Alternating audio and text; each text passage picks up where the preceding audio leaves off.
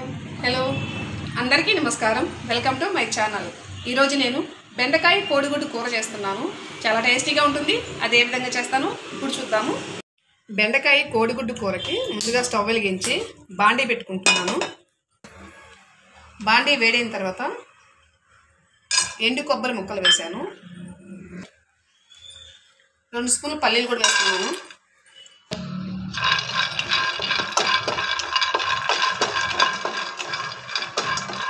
కొబ్బరి పల్లీలు స్టవ్ సిమ్లో పెట్టుకొని మాడకుండా వేపుకోవాలి.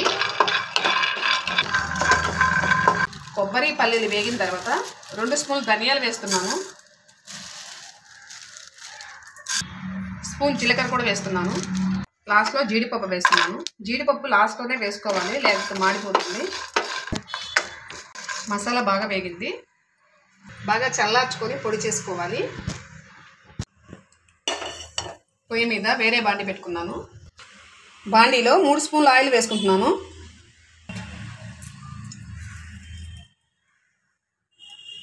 వెల్లుల్లిని కచ్చాపచ్చగా దంచి వేస్తున్నాను.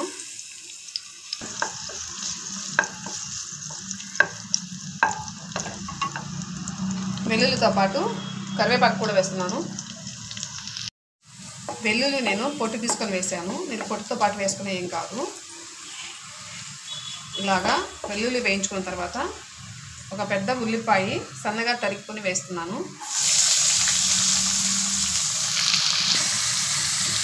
ఉల్లిపాయ ఎర్రగా వేగాలి.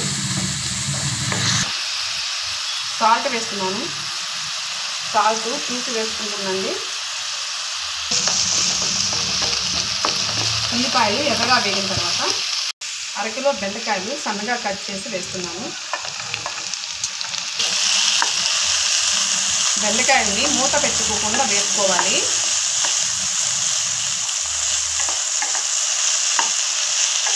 అప్పుడే జిగురు కాదు. వేరొక పొయ్యి వెలిగించి మసాలా వేసుకున్నాం కదా, అదే బాండీ పెట్టుకున్నాను. బాండీ వేడిన తర్వాత స్పూన్ ఆయిల్ వేసుకుంటున్నాను. 5 కోడిగుడ్లు ఇట్లా పగలగొట్టి వేసుకుంటున్నాను. కోడిగుడ్ల పైన సాల్ట్ వేసుకోవాలి. గుడ్డుని ఈ విధంగా వేపుకొని పక్కన పెట్టేస్తున్నాను. స్టవ్ కూడా ఆపేస్తున్నాను. బెండకాయ వేగిన తర్వాత వేయించుకున్న కోడిగుడ్డు వేస్తున్నాను. కోడిగుడ్డు వేసి బెండకాయలో కలిసేటట్టు బాగా కలుపుకోవాలి. ఈ విధంగా కలుపుకొని ఇప్పుడు కారం వేసుకోవాలి. మీరు కారం ఎంత తింటారో మీ రుచికి తగ్గట్టు వేసుకోండి. నేనైతే 1.5 స్పూన్ వేస్తున్నాను. పసుపు కూడా వేసాను. కారము పసుపు వేసి మళ్ళీ కూరనంతా ఒకసారి కలుపుకోవాలి. కారం వేసినప్పటి నుంచి స్టవ్ సిమ్లో పెట్టేసుకోవాలి. కారం మొత్తం కలిసేటట్టు కలుపుకొని 2 నిమిషాలు మూత పెట్టేసుకున్నాము. 2 నిమిషాలు అయింది. మూత తీస్తున్నాను.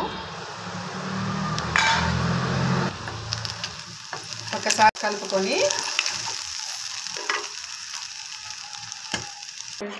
వేయించి పెట్టుకున్న మసాలాని మిక్సీ వేసి పెట్టుకున్నాను. ఇప్పుడు మసాలా పౌడర్ వేసుకుంటున్నాను. ఈ మసాలా పౌడర్ కూడా వేసి కూర మొత్తం కలిసేటట్టు కలుపుకోవాలి. ఇంకొక 2 నిమిషాలు మూత పెట్టేసుకున్నాము. ఇలా మూత పెట్టడం వల్ల ఆ మసాలా మొత్తము బెండకాయకి బాగా పడుతుంది. 2 నిమిషాలు అయింది. మూత తీసుకున్నాను. మళ్ళీ ఇంకొకసారి కింద నుంచి ఈ విధంగా కలుపుకోవాలి. కూర రెడీ అయిపోయింది. ఉప్పు కారాలు మీ రుచికి తగ్గట్టు వేసుకుంటూ ఉండండి. పైన కొత్తిమీర చల్లేస్తున్నాను. స్టవ్ ఆపేస్తున్నాను.